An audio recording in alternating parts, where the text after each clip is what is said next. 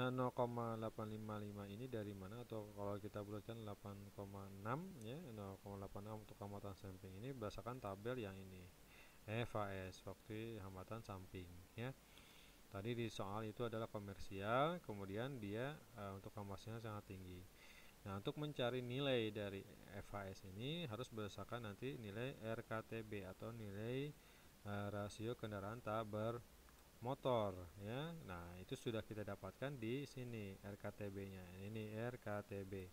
Nah, RKTB itu adalah rasio kendaraan tak bermotor itu ada sekitar 0,082 ya. Ini adalah nilai RKTB untuk tabel yang ini.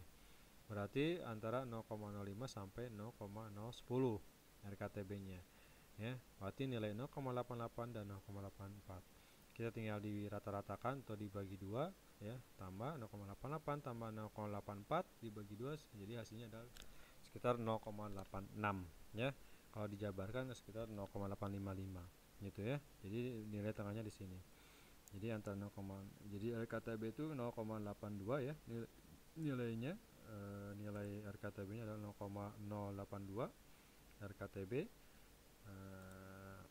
Jadi untuk tinggi komersial didapat 0,86. Hasil dari rata-rata 0,88 dan 0,84 atau interpolasi dua nilai ini. Interpolasi dari dua nilai ini ya. Karena memang RKTB-nya di antara 0,05 sampai 0,10 ya. Sehingga didapat nilainya adalah tadi RK untuk hambatan samping adalah 0,855 ya. Kemudian faktor belok kiri atau FKBI. Nah, faktor koreksi belok kiri ya. Nah, untuk mencari faktor BKI atau belok kiri, faktor belok kanan ya, itu didapat dari nilai ini ya, FKI, VA dan FMI. Nah, ini ya. Nah, di mana RBK itu rasio belok kanan. Nah, itu untuk RBKA itu RBKI itu rasio belok kiri ya keterangannya. Maka rumus untuk belok kiri FBKI sama dengan mempunyai 0,84 plus 1,67. Jadi untuk mencari FKBI itu memakai rumus persamaan ini ya, dikali RBKI. R itu adalah rasio belok kiri. Ini faktor belok kiri dan rasio belok kiri. Tadi rasio belok kiri didapat dari formulir SIM 1. Formulir SIM 1 di total jumlah rasio belok kiri. Nah, ini nilai dari rasio belok atau RB ya. RBKI ada 0,30 ya. Nah, sehingga 0,84 tambah 1,61 dikali 0,30 sehingga hasilnya adalah 1,323. Begitu pun juga sama dengan RBKA. Nah, untuk belok kanan juga sama. Karena untuk belok kanan untuk simpang 4 dan simpang 3, maka rumus untuk simpang 4 tinggal dikalikan 1 ya. Tinggal dikalikan ini untuk simpang 3 tinggal dikalikan 1 ya. Angka 1. Oke, kita masuk ke tadi RMI ya, faktor rasio minor total atau RMI. Nah, RMI ini dapat dari mana ya? Nah, RMI ini berdasarkan faktor tabel yang ini, faktor koreksi rasio arus jalan minor atau FMI dalam bentuk persamaan ini. Ini juga bisa memakai suatu grafik ya. Nah, itu di grafik bisa menggunakan diagram juga bisa, tapi kalau dihitung secara manual juga bisa ya. Jadi untuk mengetahui lebih rinci lebih bagus sih pakai persamaan ya. Tipe simpang yang kita tadi teliti adalah tipe simpang 4 ya, 4 lajur, 4 jalan mayor, 4 simpang, 4 jalan mayor dan 4 layar minor ya. Maka yang dipergunakan adalah rumus yang FMI yang ini ya, persamaan ini ya. 116,6 kali RMI pangkat 4 minus 33,3 kali RMI tahu sekian sampai sekian. Nah, nilai RMI ini dari mana? Nah, nilai RMI ini didapat dari nilai data yang SIM2, tabel SIM2. Ini RMI adalah nilai rasio minor, ya, nilai rasio minor, ya. Nah, RMI maka adalah 0,459, ya, RMI-nya, ya. Jadi dari sini adalah 0,459, ya, pangkat 4. Seterusnya sehingga dihitung didapatlah nilai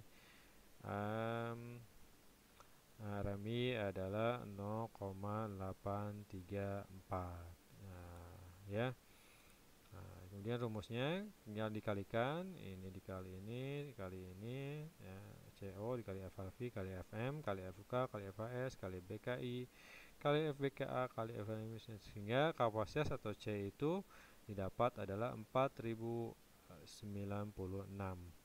kendaraan SSKR per jam, ya. Ini adalah kondisi existing atau kondisi real di lapangan, ya.